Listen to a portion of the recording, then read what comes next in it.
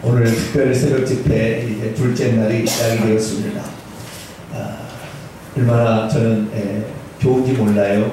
왜냐하면 혼자 이 새벽 기도를 하게 되면 상당히 힘드는데 같이 하게 되니까요. 아마 그 힘든 것이 한 10배를 감소됩니다. 너무 저는 기쁩니다. 왜냐하면 여러분들 기도하기 쉬워요? 어려워요? 어렵죠? 힘듭니다. 이게 나오는 게 쉽지 않아요. 그러나 여러분들 이런 훈련을 통하여 우리가 뭘 하느냐면 하나님께서 나중에 진짜 우리를 부르실 때 순종하는 훈련을 하는 거예요.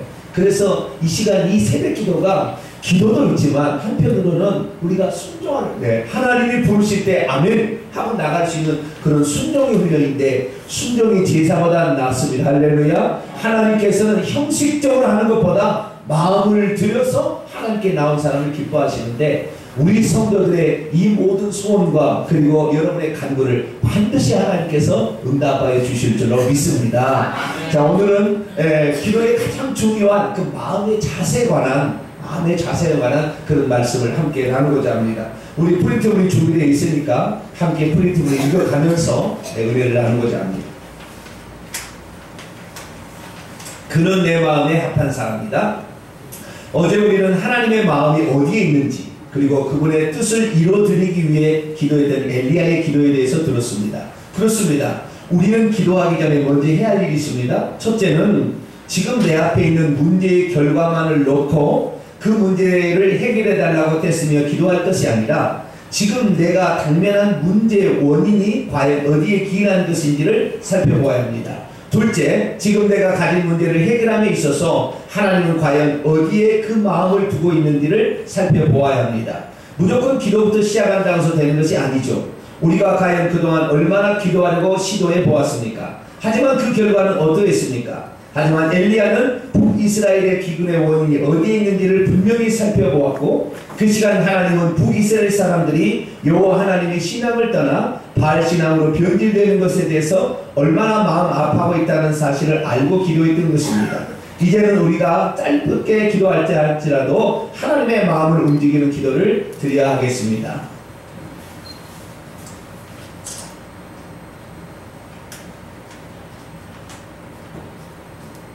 누가 답답한가 그랬더니 저기 모니터가 하나 안 켜지니 그것이 답답합니다. 여러분 우리가 항상 있어야 될 자리에 뭐가 없으면 허전하듯이 뭐 차이가 있네요. 자, 여기를 보세요. 어제부터 우리가 갈멜산의 제단 위에 불로선다 하신 하나님의 제목으로 말씀을 살펴보는데요. 하나님께서 일하실 때 특별히 우리의 기도를 들으실 때에 어떠한 기도를 하나님께서 들으셨는가를 우리가 눈여겨봐야 합니다. 처음에는 우리가 그냥 원모르고 다 기도하지만 그 기도하는 모든 것들을 하나님께서 나중에는요 처음에는 예수 그리스도를 그 기도를 통하여 믿을 거냐 말 것인가의 찰나 순간에는 하나님 모든 기도 다 들어주시는 거예요. 그러나 시간이 지나면 지날수록 우리의 신앙이 가져질수록 하나님께서는 우리의 기도에 응답하시는 것이 있고 응답 안 하시는 것이 있어요. 그래서 신앙생활을 오래 할수록 하나님께서 들으시는 기도가 어떤 것인지를 찾아가야 돼요. 자, 우리가 어린아이를 낳았는데요. 어린아이가 잘 못 가를 때는요. 똥을 싸, 아이고 잘했다, 아이고 나 지금 잘했다 해도. 근데요, 5살 됐는데 똥 오줌을 가르지 못하면 이놈 새끼, 엉덩이에 팍! 이놈 새끼. 여기서 지금 이 똥 싸야 되냐, 이렇게 한다 이거예요. 그럼 마찬가지예요. 우리도 마찬가지로 처음에 예수 믿을 때는 하나님께서 누구든지 어떤 기도를 하든지 간에 오늘 아기가 나에게 기도했구나 우는 것도 예쁘고 다 예쁘는 거예요. 똥 싸도 예쁘는 거예요. 그러나 시간이 지나면 지날수록 때요 이 아이가 정말로 이 부모의 마음에 들 수 있도록 성장하는 모습을 보여야 된다 이 말이죠. 그래서 우리가 성경에 등장하는 인물들을 연구해 볼 필요가 있는 것은 그 시간이 오래됐고 신앙생활을 오래 했는데도 기도를 했을 때 기도를 응답해 준 사람들의 특징이 있다는 거죠. 그래서 그것을 살펴서 내가 지금까지 기도했을 때 이런 기도는 하나님이 안 들으시고 이런 기도는 들으셨다는 것을 파악할수록 우리는 하나님으로부터 응답받을 가능성이 훨씬 많아지는 거예요. 이제 그 여러분들이 점점 성장하는 그 과정에 있는데 그 성장하는 과정에 어떤 기도를 들으시기를 잘 알고 행하시길 바랍니다. 무엇보다 가장 중요한 건 뭐냐? 나이가 들면 들수록 우리 신앙이 영적으로 올라가면 올라갈수록 어떤 것에 관심을 가져야 되냐면요, 뭔가 요청하는 것, 기도하는 것에 관심을 갖는 것이 아니라 더 중요한 것이 있어요. 그것은 뭐냐면 우리와 하나님의 관계가 어떠한가를 살펴봐야 돼요. 자, 보세요. 내 자식이 있는데 내 자식이 하나님 말씀, 아니 내 말을 하나도 안 듣고 지 거짓대로 막 해가는 거예요. 그래서 속이 상해 죽겠어요. 그런데 어느 날 자식이 와가지고, 아버지 저 학교에서 돈 내니까 돈 주세요. 놈새끼야, 네 어머니한테 받아라. 평소 때 관계가 안 좋으면 자식이 달라고 했을 때 반드시 줘야 될 돈도 주기 싫은 거예요. 그런데 내 자식이 말이죠, 이 일을 뭘 시키면 말이죠 120%를 항상 해야 돼요. 그러면은요, 아빠 저 필요한 거 몰라, 혼자 알았다. 이렇게 된다 이거 아시겠죠? 그래서 우리가 하나님 앞에 나아갈 때 내가 하나님과 어떠한 관계성이 있는 것인가를 먼저 살펴야 돼요. 그러면 안 들어줄 것도 하나님이 들어줄 때가 있고 마땅히 들어줘야 할 때도 안 들어줄 때가 있다는 거죠. 오늘은 어떤 말씀이냐? 그 말씀 가운데 하나님과의 관계를 우리가 어떻게 갖느냐, 이게 아주 중요하다는 거예요. 그래서 구하기 전에 먼저 이 관계를 살펴야 되는데 이 관계에 있어서 어떤 관계를 가질 것인가, 그 부분에 대해서 엘리야의 그 기도에 응답하신 그 하나님께서 또 오늘 우리가 하나님과 어떤 관계에 있어야 되는지를 우리가 알려줄 때 그것을 하나님 몸속으로 듣게 되기를 축원합니다. 계속 배웠습니다. 그렇다면 이제 엘리야가 드린 기도 가운데 그의 기도가 하나님 앞에 상달되어 갈멜산 제단에 불로서 태워버린 그 놀라운 응답이 어떤 뜻에서 기인한 것인지 저도 구체적으로 살펴보도록 하겠습니다. 이스라엘 열왕들의 역사를 읽어보면 참으로 놀라운 말씀들을 만나게 됩니다. 특히 남유다의 13대 왕 히스기야 왕 때 일어난 커다란 두 가지 초자연적 사건들 속에서 하나님께서는 그 히스기야 왕의 기도를 들으시고 초자연적으로 응답하신 그 이유가 나옵니다. 자, 열왕기하 19장 34절이요. 내가 나와 나의 종 다윗을 위하여 이 성을 보호하여 구원하리라 하셨나이다 하였더라. 아멘. 열왕기하 20장 5절이요.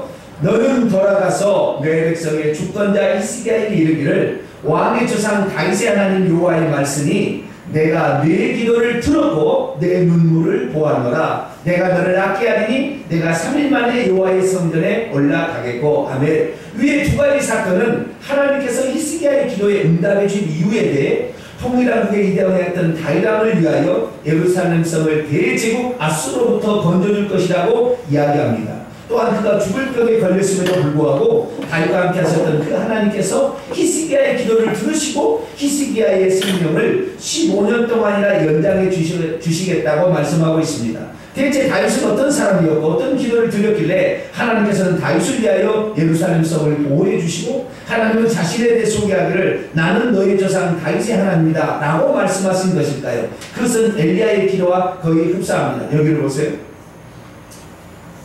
하나님께서 그 기도를 놀랍게 응답하시는 그 장면들이 성경에 나오는데 그중에 아주 특별한 사람이 히스기야 왕이에요. 남북의 왕들이 총 39명의 왕이 등장합니다. 다 따져보면 39명의 왕이 등장하는데 이 39명의 왕 가운데 5손가락 안에 들은 하나님의 마음에 합한 들은 사람이 있는데 그 사람이 하나가 히스기야 왕, 가장 하나님 마음에 들었던 왕 가운데 히스기야 왕이에요. 남유다 13대 왕이었는데요. 이 친구가 기도할 때는요 하나님께서요 쭈깍쭈깍 응답해 주시는 거예요. 대제국 아수르에서 침범에 들어왔는데요. 이 기도를 하게 되자 내일 살펴보겠습니다만 하루아침에 하나님께서 18만 5천 명을 성당으로 만들어요. 적군을. 그리고 그가 죽을 병에 걸려서 병에 들었는데 3일 만에 그가 치유를 받아요. 그래서 그의 생명이 15년 동안이나 연장되는 그런 결과를 얻어요. 그래서 대체 이는 왜 이 사람이 이렇게 내 기도에 응답했는가, 하나님께서 기도와 응답을 이렇게 살펴보니까 이 사람이 다윗의 길로 행하였다 성경이 나오는 거예요. 앞에 선왕의 다윗 왕의 길로 행하였다. 여로보암 우상을 만들어서 하나님 숭배하는 여로보암의 길로 행하지 아니하고 하나님을 잘 섬기는 다윗 왕의 길로 행하였더니 그가 하나님 앞에 성전에 나가서 기도한 것을 그대로 들어주셨다라고 말하고 있다는 거죠. 다시 말해서 우리가 살펴야 될 가장 중요한 사람 중에 한 사람이 다윗 왕이라는 사실을 우리는 알 수 있습니다. 그래서 다윗 왕을 살펴보니까 다윗 왕은 하나님과의 관계가 좋았다는 사람. 자, 계속해서 볼까요? 신약 성경에 다윗에 대해서 소개하는 말씀을 보면 그는 내 마음에 합한 사람이다 라고 기록되어 있습니다. 그는 신구약 성경에 등장하는 인물 가운데 참으로 하나님의 마음에 맞는 특별한 사람이었습니다. 주 예수님께서도 육신을 입고 이 세상에 계실 때 당신에 대한 호칭으로서 다윗의 자손이라는 호칭을 기뻐하셨고 또 그렇게 불렀던 모든 사람의 문제를 다 해결해 주셨습니다. 그러므로 우리는 우리의 문제를 하나님께 아뢰기 전에 우리는 나 자신이 과연 어떤 사람인지부터 살펴야 합니다. 당신은 과연 하나님의 마음에 합한 사람입니까? 시기의 당시 다윗이 죽은 지 약 270년이라는 세월이 흘러갔지만 하나님의 마음에는 다윗이 지워지지 않고 있었던 것입니다. 그래서 이미 하나님께서는 다윗의 청을 거의 다 들어주셨습니다. 때로는 그가 실수하고 잘못을 저질러 징계를 하셨을지라도 하나님은 다윗을 기뻐하시고 다윗을 위해 하늘의 창문을 열고 그에게 복을 주셨던 것입니다. 사실 신구약에 등장하는 시대 가운데 다윗 시대처럼 태평성대를 이룰 시대는 없었기에 지금도 이스라엘 나라는 다윗의 왕국을 꿈꾸고 있을 정도입니다. 다윗이 처음으로 등장했던 순간을 보면 참으로 그가 어떤 사람이었으며 그가 평소에 하나님과 어떤 관계를 맺고 있었는지를 우리에게 잘 말해줍니다. 그의 이야기는 사무엘상 16장으로 거슬러 올라갑니다. 다윗은 그때 그의 아버지 이새의 8번째 아들로 태어났지만 그는 그의 집안에서 완전히 소외되어 있는 존재였습니다. 왜냐하면 사울왕을 버리기로 작정하신 하나님께서 사무엘을 보내 차기 왕을 간택하는 자리에 다윗은 끼지도 못했기 때문입니다. 근데 사무엘이 이렇게 말합니다. 이새요, 여기 7명의 아들들 말고 또 다른 아들은 없소이까? 큰 자 이새가 말합니다. 아직 막내가 남았는데 그는 양을 지키는 자일 뿐입니다. 그는 흔적조차 없는 사람이었습니다. 다윗의 정말 이새의 아들로서 합당한 위치에 있었다면 그 중요한 순간에 왜 자기 아들을 불러들이지 않았겠습니까? 그래서 몇몇 성경학자들은 다윗은 선자 출신이 아니었다고 생각하기도 합니다. 당시 그의 아버지는 다윗을 없는 사람처럼 취급해버렸던 것입니다. 하지만 선을 보는 그 순간에도 들에서 양떼나 처했던 존재가 없던 다윗, 그가 장차 하나님이 가장 기뻐하시는 사람이 될 줄이야 누가 감히 상상을 했겠습니까? 사랑하는 성도 여러분, 여러분 중에 혹시 여러분이 속한 공동체에서 다윗과 같이 존재감이 없습니까? 용기를 가지십시오. 하나님은 불꽃 같은 눈으로 우리의 모든 것을 보고 계시기 때문입니다. 사람은 외모와 신장으로 평가하지만 우리 하나님은 우리의 중심을 보시기 때문입니다. 여기를 보세요. 다윗이 처음에 그 가정에 등장했을 때 다윗은 그 집안에서 있으나 마나 한 존재처럼 여겨졌습니다. 그의 아버지도 다윗을 없는 사람처럼 취급해버린 거예요. 그래서 심지어 이 사무엘 선지자가 와서 네 아들들 가운데 뭔가 해야 될 일이 있다라고 찾아왔는데 아들의 손을 보이는데 첫째 아들 엘리야부터 시작해가지고요 아비나답, 삼마 쭉쭉쭉쭉 내려가는데 이 아들을 다 있는 그 현장에도 다윗은 안 부르는 거예요.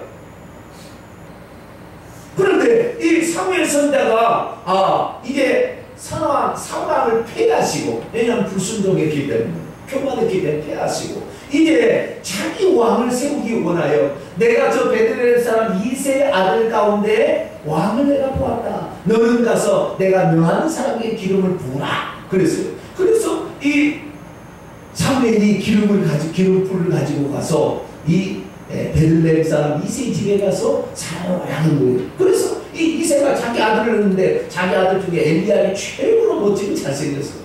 이야, 이 키와 이 멋있음, 하나님 둘도 말을 거쳤습니다. 이가 바로 하나님이 기름 부신 자가 아닙니까? 그랬더니 하나님 아니다 그런 거예요.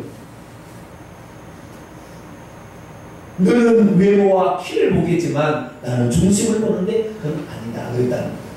그래서 이렇게 지나갔는데 나중에 식구가 다 지나갔는데 없는 거예요. 그래서 나중에 이 물어본 거예요. 혹시 아들이 더 있지 않습니까? 그랬더니 네, 아들이 있기는 있는데요 보나 마나요. 걔는 우리 집에서 별로예요. 볼 필요가 없습니다. 이렇게 얘기한 거예요. 아니요. 당신이 그 아들을 불러오기 전까지는 내가 당신에게 당신과 함께 식구들과 함께 식사하지 않겠어. 그를 당장 불러오시오. 그래서 다윗이 이렇게 왔던 거예요. 다윗은 그 집안에서 별로 뛰어나지도 않은 아주 어린아이 같은 어린아이였다는 거예요. 그래서 그 집에서는 아주 인정도 받지 못했어요. 그래서 나중에 이 20세 이상 전쟁에 나간 사람이 엘리압, 아비라가 3만 20세 이상 나갔는데 다윗은 나이를 쳐보니까 그들은 5번째가 다윗이잖아요. 8번째 아들이니까.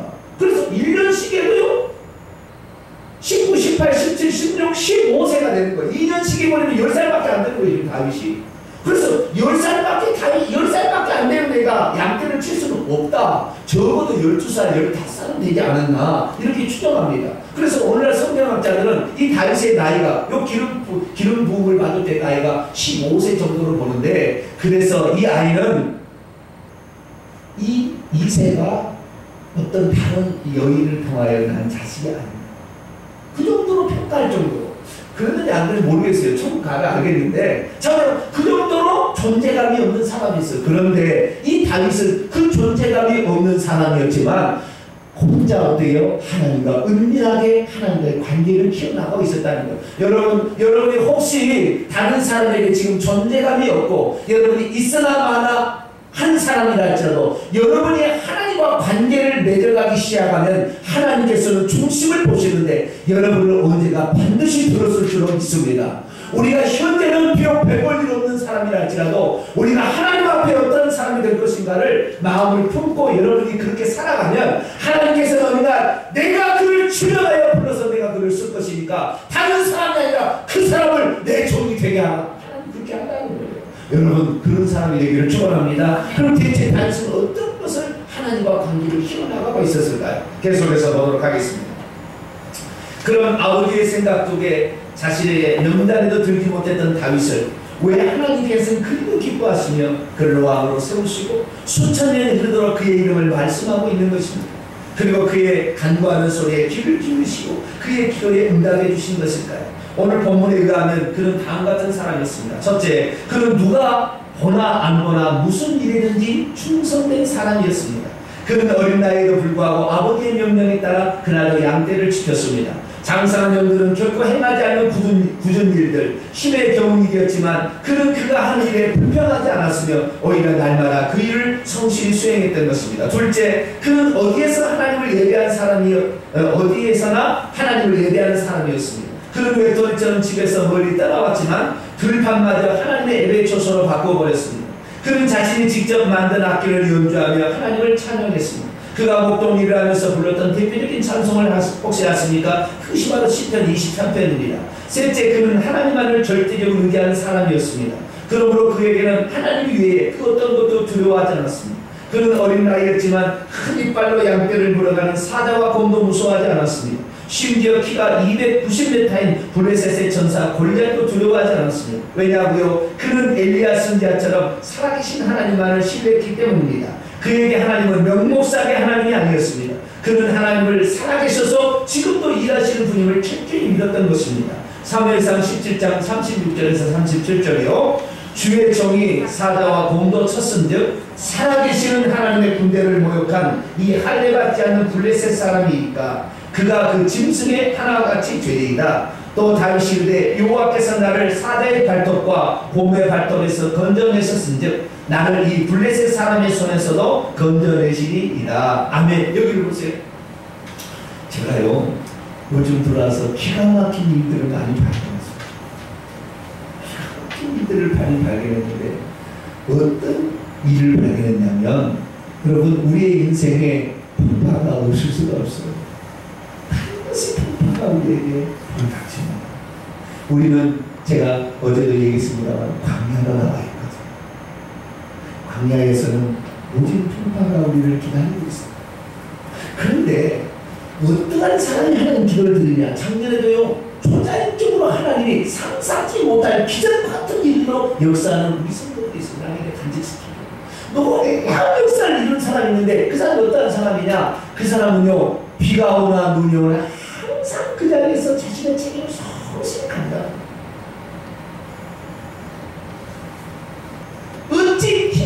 아는 때가 있었겠으며 어찌 봉사를 안 하고 싶을 때가 안 있었겠나? 있었어요. 그런데요, 하나님 것은요, 항상요, 그 사람이 어떻게 행하는 것을 계속 눈여겨보세요.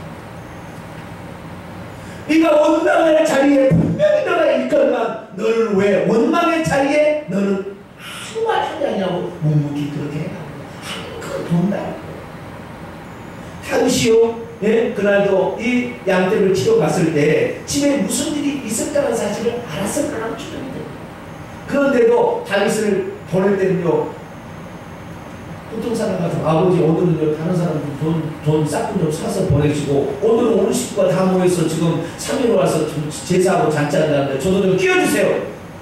이렇게 해야 될 텐데 그 자리에 자기를 소외시키고 굳은 일을 양떼 똥이나 치는 일을 시켰는데도 불구하고 그는 그 자리에 가서 성실히 오늘도 그 일을 하더라는 거예요. 그래서 하나님께서는요, 오늘도 자기를 드러내고 막 이렇게 하는 것이 아니라 하나님께서 어떤 일을 맡겨준 간에 꾸준히 간에 항상 그 자리에서 성실히 충성되이 감당하는 사람, 그 사람이 어느 날 기도하면 제가 감당하는 거 왜? 그게 내 마음에 들었거든요. 내 자식이 10명의 자식이 있어도 그 10명의 자식 가운데 항상 내 마음을 기쁘게 한 자식이 있어요. 평소 때 강도 안 해. 그런데 어느 날 아버지 이거 오냐 내가 너 말만 하고 내가 들어주려고 내가 기다리고 있었는데 오냐 지금 얘기하는 거라 즉刻들어준다. 평소 때 아버지 속을 썩어 계속 생겼는데 아버지 나 뭐 좀 해주세요. 이놈 자식아 위험하네. 이래야 아시겠죠? 그렇기 때문에 우리가 평소 때 하나님 앞에 어떻게 살아왔는가, 이것이 바로 하나님의 마음이 드는 사람일수록 하나님께서는 더 기도를 응답해 주시는데, 여러분은 하나님의 마음이 드는 사람이 되기를 축원합니다. 하나님의 마음이 드는 사람이 될 때에 그때부터 응답해 주면 그때부터는 수도 없는 응답이 우리에게 막 찾아오는 거예요. 그래서 우리가 하나님께 기도하기 때문에 먼저 해야 될 일은 하나님과의 관계를 회복하는 일부터 해야 돼요. 네, 하나님, 나 하나님 사랑합니다. 하나님 말씀이라면 무슨 일들이 감당하겠습니다. 이런 자세를 갖게 될 때 하나님께서는 여러분의 기도에 응답하실 줄로 믿습니다. 이제 정리하겠습니다. 그렇습니다. 우리가 기도할 때 누구의 기도는 그리 잘 들어주시면서 내 기도에는 왜 리더 인색하십니까? 라고 말하기 전에 우리는 우리의 자신을 되돌아보아야 합니다. 과연 나는 하나님의 마음에 합한 사람인가? 맨날 사기꾼처럼 살던 사람이 느닷없이 하나님께 기도하여 응답받는다면 그 사람은 그것을 이용하여 또 다른 사람에게 사기를 친 것이 뻔합니다. 하나님의 이름에 먹칠을 한 것이 분명합니다. 그러므로 하나님께 기도하기 전에 우리도 내가 과연 지금 하나님 앞에서 어떠한 사람인가를 살펴보십시오. 중심을 보시는 하나님 앞에 내 자신이 어떠한 사람인지 살펴보십시오. 그리고 성령께서 우리 마음에 깨닫게 해주시는 것이 있다면 목놓아 회개하십시오. 내가 이렇게 나쁜 사람이었다는 사실을, 또한 내가 이렇게 부정한 사람이었다는 사실을 솔직히 고백하십시오. 그리고 내가 이렇게 겉다르고 속다른 사람이었음을 말씀 들으십시오. 내가 평소에 하나님을 얼마나 무시하며 살았는지도 고백하십시오. 내가 평소에 얼마나 하나님의 뜻을 저버리고 살았는지도 회개하십시오. 하나님께서 구하시는 심령은 조각조각한 사람 심령이라고 말했습니다. 하나님은 결단코 여러분의 가증한 입술을 기뻐하지 않으십니다. 하나님은 결단코 여러분의 얄팍한 속임수로 주님을 이용하게 된 것을 용납하지 않으실 것입니다. 회개하십시오. 여기 죄를 짓고도 회개하지 않는 심령을 향해 외치는 주님의 안타까운 마음을 들어보십시오. 이사야 1장 3절로 4절이요.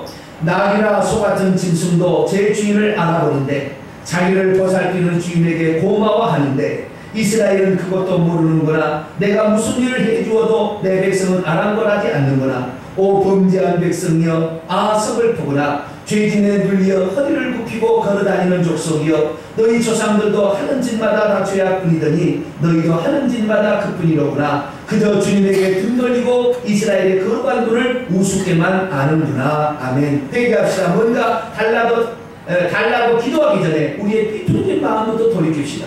주님 말씀에 충성하지 못했던 것, 원망 불평으로 살아왔던 것, 하나님을 절대적으로 신뢰하지 못했던 것을 회개합시다. 주여 나를 불쌍히 여기소서. 다윗의 자손이여 나를 불쌍히 여겨주소서. 내가 회개하나이다. 내가 회개합니다. 아멘. 여기를 보세요. 신약성경 가운데 가장 특별한 장면의 한 장면이 누가복음 15장에 나오는 둘째 아들 탕자가 아버지께 돌아온 장면입니다. 그 둘째 아들이 아버지의 마음을 가장 아프게 해서 가슴을 후려타고 나왔어요. 한 자식 중에 부러졌죠. 아버지가 살아있는데 재산 달라고 해서 다 그거 모으더니 자기 뭐 해보겠다니 사실 그거로 허락만 당한 사람이 살았어요. 아버지는 다 알고 있었어요. 이놈이 절대 이 나이에 재산을 가지고 가서는 나갈 것이다. 아니라 다를까 그렇게지가 않았어요. 근데 나중에 그가 돌아오는 장면 가운데 그 둘째 아들이 아버지께 돌아올 때 내가 하늘과 아버지께 죄를 지었사오니 나를 풍불의 하나로 보소서 라고 그가 아버지께 얘기하려고 마음을 찾잖아요. 그래서 말을 했어요. 아버지여 내가 하늘과 아버지께 죄를 지었사오니 나를 풍불의 하나로 보소서. 그런데요 성경에 보면은요 내가 하늘과 아버지께 죄를 지었사오니 나는 아버지의 아들이라 일컬음을 감당하지도 못하겠습니다 라고 말하기도 전에 아버지가 그냥 끌어안아버리고 끌어안아버려가지고 그 뽀뽀를 가지고 그 성경에 보니까 연거푸 뽀뽀를 하고요.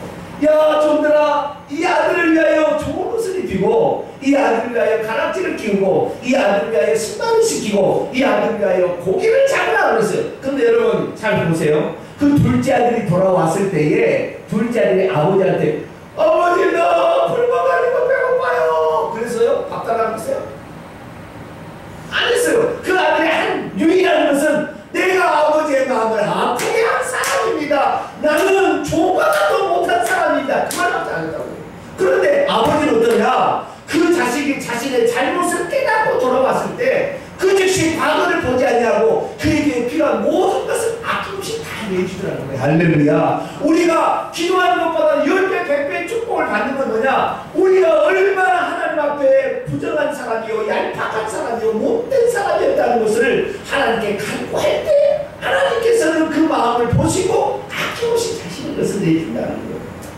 근데 우리가요 기도할 때 평소 때 잘못했던 거 입 딱 씻어버리고 하나님 주세요 안 되면 하나님 아니요 이런 식으로 하나님께 나오니 하나님께서 그 기도를 들으실 때 그냥 내가 너 하나님은 하나님이다만 된다고 이번엔 내가 해주겠다 그리고 다음 해주겠다. 우리의 마음을 다시 한번 하나님께 가져갈 수 있기를 축원합니다. 주님의 마음은요 우리 자신이 있는 그대로 할 때 하나님 내가 하나님 앞에 내가 하나님 앞에 구하기도 못할 그런 주인인데 내가 어찌 하나님 앞에 뭘 달라고 할 수 있겠나. 나의 잘못을 이 시간 고백하오니 용서하여 주옵소서. 그 마음으로 나온 자들에게 하나님께서는 구하기도 전에 우리의 필요한 모든 것을 하나님이 지어줄 줄 믿습니다. 두 손을 들겠습니다. 이 시간 기도할 때 여러분 우리가요 하나님 앞에 갈 때에 나와서 이 기도할 때에 뭘 구하기 전에 가장 먼저 할 것은 내가 아버지의 마음을 아프게 했던 장로인데 나의 잘못을 용서하여 주옵소서. 우리의 죄를 먼저 고백하고 기도할 때 하나님 기뻐하십니다. 오늘 우리의 죄를 그동안 하나님의 뜻대로 살지 못했고 주님의 살아계심을 증거하지도 못했고 주의 마음을 아프게 하고 못되게 했던 나 자신을 용서하여 주옵소서. 우리 회개하는 기도를 드림으로 말미암아 하나님께서 우리가 드린 기도를 받으시도록 오늘 이 시간에 우리의 자신을 솔직하게 하나님께 보며 주여 한번 부르고 한 5분 동안의 통성을 한번 기도하겠습니다. 주여